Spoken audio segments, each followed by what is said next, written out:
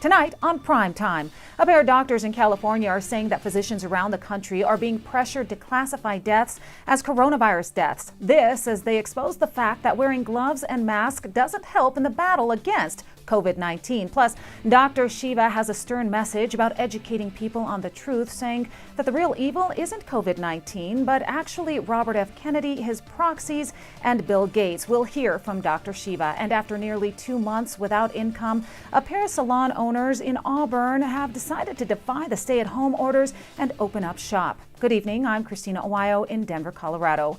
Well, 2 doctors in Bakersfield are questioning the effectiveness of social distancing and the stay-at-home orders, all while exposing the true facts surrounding COVID-19. Dr. Dan Erickson and Dr. Artin Masehi have both studied microbiology, biochemistry, and immunology for 20 years, and they both agree what people are being told about coronavirus just doesn't line up with the facts. You wear gloves that transfer disease everywhere. Those gloves have bacteria all over them. I'm wearing gloves.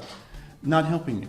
As your mask that you're wearing for days, you touch the outside of it, COVID, and then touch your mouth. This doesn't make any sense. We wear a mask in an acute setting to protect us.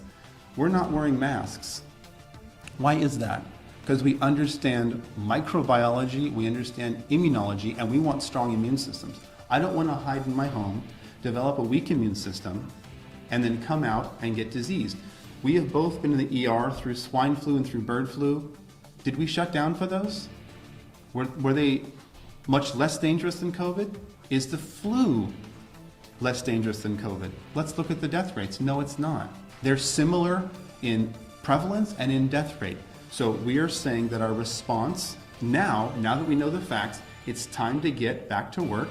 Dr. Erickson also said that coronavirus death counts are inaccurate because physicians are being pressured to classify everything as a coronavirus death. What's interesting to me, too, is when someone dies in this country right now, they're not talking about the high blood pressure, the diabetes, the stroke. They say, did they die from COVID? We've been to hundreds of autopsies. You don't talk about one thing. You talk about comorbidities. Their vessels were narrowed. Their lungs were a smoker. COVID was part of it. It is not the reason they died, folks. But ER doctors now, my friends that I talk to say, it's interesting, when I'm writing up my death report, I'm being pressured to add COVID. Why is that? Why are we being pressured to add COVID to maybe increase the numbers and make it look a little bit worse than it is? I think so. So this is what I'm hearing from physicians I talked to in Wisconsin, New York, and everywhere. The doctor said, according to his research and the numbers being put out publicly, California has a coronavirus mortality rate of about 0.05%. In New York, it's 0.1%, which is the same mortality rate that we see in the seasonal flu. He also said that Sweden, which hasn't had lockdown measures, has about as many people died in Sweden as have died in California. And both Dr. Erickson and Dr. Masehi believe the quarantines don't make sense and it's time to get back to work. You're young and healthy. Why would you quarantine yourself? It doesn't make any sense. You quarantine the ill.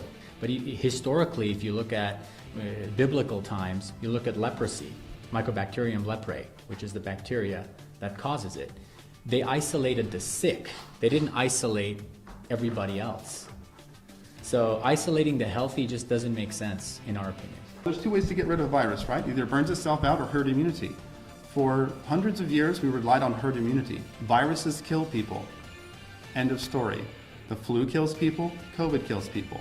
But for the rest of us, we develop herd immunity. Well, Dr. Shiva is shining a light on the relationship between Robert F. Kennedy, Hillary Clinton, and Bill Gates, saying sometimes the establishment isn't so easy to spot. That as long as you want to suck up to Robbie Kennedy and follow his proxies like Budar, it is the way that the establishment will ruin this movement.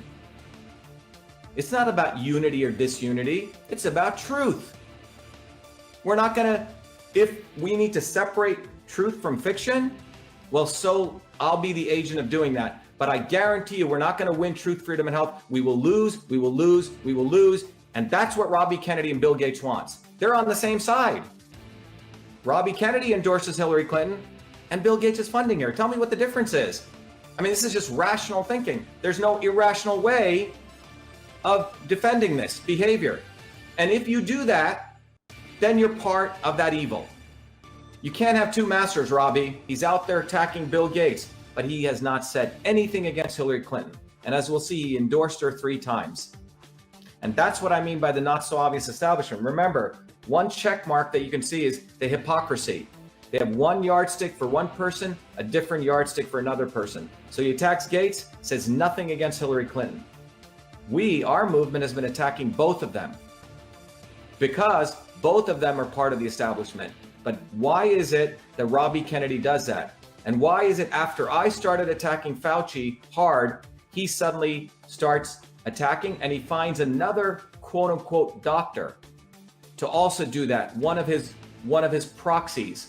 And that's what's used to confuse everyone in the movement.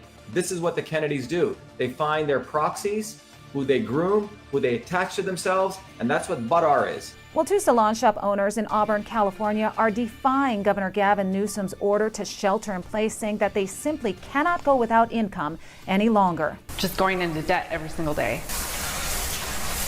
How much longer am I supposed to go down the rabbit hole before I just throw in the towel and go back to work? It's very hard. I mean, I'm pregnant, I have children at home. I have to do what I have to do. I'm fighting to provide for my children and myself and my family right now. I'm Christina Awayo. Thanks for watching Primetime.